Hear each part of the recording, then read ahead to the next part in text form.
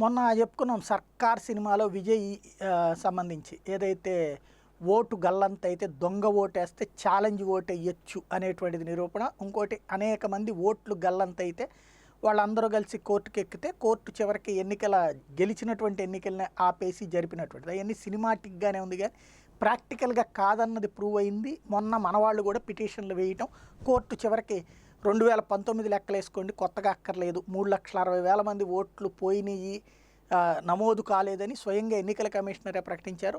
అది వాళ్ళందరికీ ఓటు హక్కు ఇప్పించేటువంటి ప్రయత్నం కోర్టు అయితే చేయలేదు, పాత పద్ధతిలోనే వెళ్ళిపోమన్నది. కాబట్టి అది సినిమాగానే ఉంటుంది.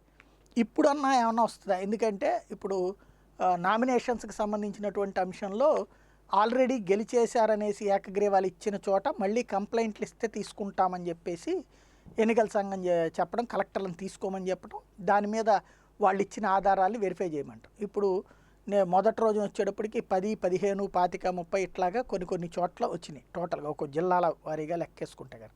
అయితే ఏకగ్రీవాలు అయింది భారీ ఎత్తునే జరిగినాయి. ఏకగ్రీవాల పరంగా లెక్క చూసుకుంటే అంటే ఎంపీటీసీలు, జెడ్పీటీసీలు వేటికయ్యి లెక్క చూసుకున్నా చాలా తేడా ఉంది. అందులో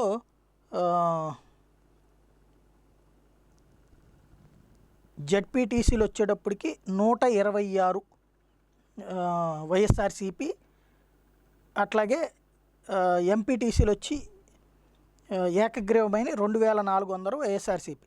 టోటల్ ఏకగ్రీవమైనటువంటిది ఇందులో అంటే వైఎస్ఆర్సీపీకి 2,406, టీడీపీకి టోటల్ ఏకగ్రీవాలు ఎంపీటీసీలు 2,406 అయితే వైఎస్ఆర్సీపీ 2,283, తెలుగుదేశం పార్టీ 80, ఇతరులు 430 అయ్యారు ఎంపీటీసీల్లో. అట్లాగే జెడ్పీటీసీలలో టోటల్గా వచ్చేటప్పటికి ఏకగ్రీవమైన 126. ఇది దాదాపుగా అన్ని వైఎస్ఆర్సీపీనే. ఇందులో జెడ్పీటీసీల్లో తెలుగుదేశానికి ఏమి ఏకగ్రీవమైనవి లేవు. ఈ ఏకగ్రీవాలైనటువంటి వాటికి సంబంధించి ఇప్పుడు కోర్టులో కంప్లైంట్లు పెట్టమన్న తర్వాత కొంతమంది కంప్లైంట్ చేశారు.